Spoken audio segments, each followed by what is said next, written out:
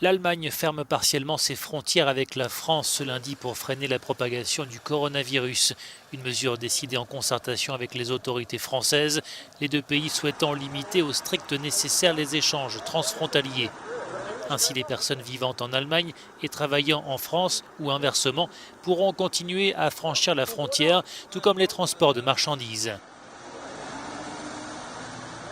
Ce n'est pas une fermeture, précise-t-on du côté du ministère français de l'Intérieur, qui évoque un simple renforcement des contrôles. De leur côté, les autorités allemandes redoutent, outre la propagation de l'épidémie, que les citoyens des pays frontaliers viennent effectuer des achats de masse dans les magasins allemands et viennent ainsi piller les rayons. D'autres pays frontaliers avec l'Allemagne, comme la Pologne, la République tchèque ou le Danemark, ont déjà fermé leurs frontières avec leurs voisins ou introduit de fortes restrictions.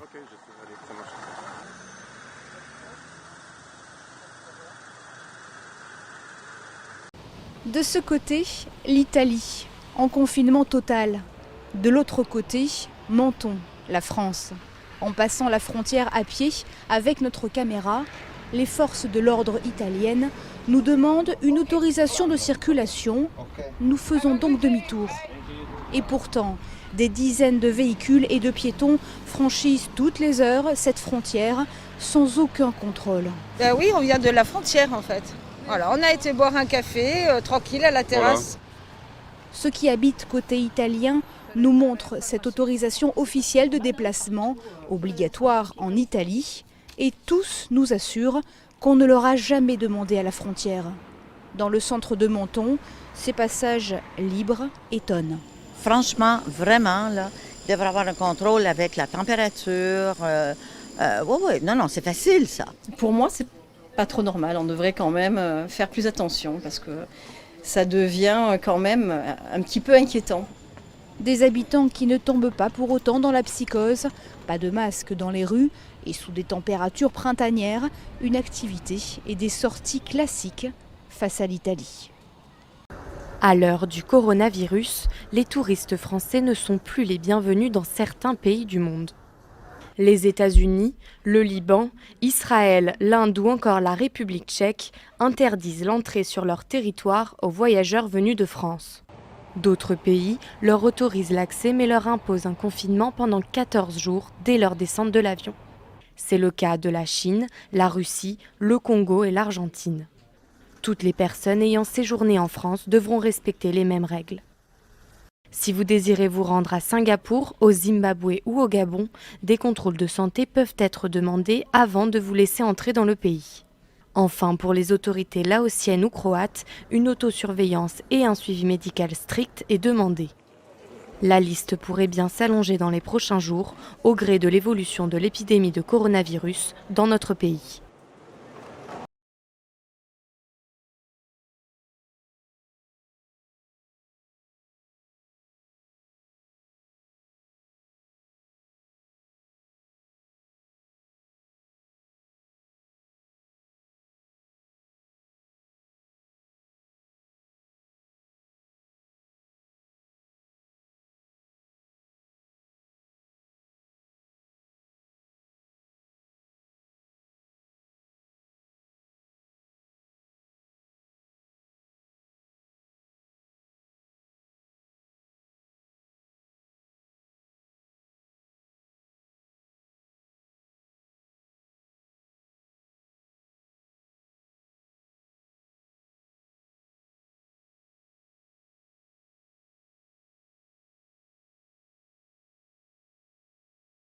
Après des semaines de quarantaine, la circulation reprend petit à petit à Pékin.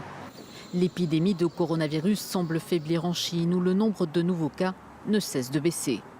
Alors même si cela reste timide, de plus en plus de Chinois reprennent le chemin du travail. Le gouvernement demande que la moitié des salariés retournent au travail. Donc nous avons formé 2 groupes et nous venons à tour de rôle. Ailleurs dans le monde, la situation continue pourtant de s'aggraver avec des premiers cas recensés ce lundi au Portugal. En Corée du Sud, deuxième pays le plus touché en termes de contamination, le nombre de nouveaux cas continue de grimper en flèche. Selon un dernier bilan, plus de 4300 personnes ont contracté le virus. Un chiffre qui dépasse les 1500 en Iran où le nombre de morts ne cesse d'augmenter. En Italie, le nombre de personnes testées positives a doublé en l'espace de 24 heures. Le chiffre dépasse désormais les 1700. Une épidémie qui continue de se propager en Europe où de nouvelles mesures sont annoncées. Le Centre européen de prévention et de contrôle des maladies a annoncé aujourd'hui que le niveau de risque est passé de modéré à élevé pour les personnes dans l'Union européenne. En d'autres termes, le virus continue de se propager. Le bilan mondial du coronavirus dépasse désormais les 3000 morts et près de 90 000 personnes. Alors que l'épidémie de Covid-19 explose en Europe, la situation revient petit à petit à la normale en Chine. Dans le Hubei, l'ancien épicentre de l'épidémie, les autorités ont annoncé la levée des restrictions de déplacement dans certaines agglomérations. Mais toujours pas à Wuhan, la ville où est apparu le virus, en quarantaine depuis 52 jours. Ce samedi, la Chine fait état de 11 nouvelles contaminations, le chiffre le plus bas depuis janvier. Selon les autorités, il s'agirait essentiellement de personnes venues de l'étranger.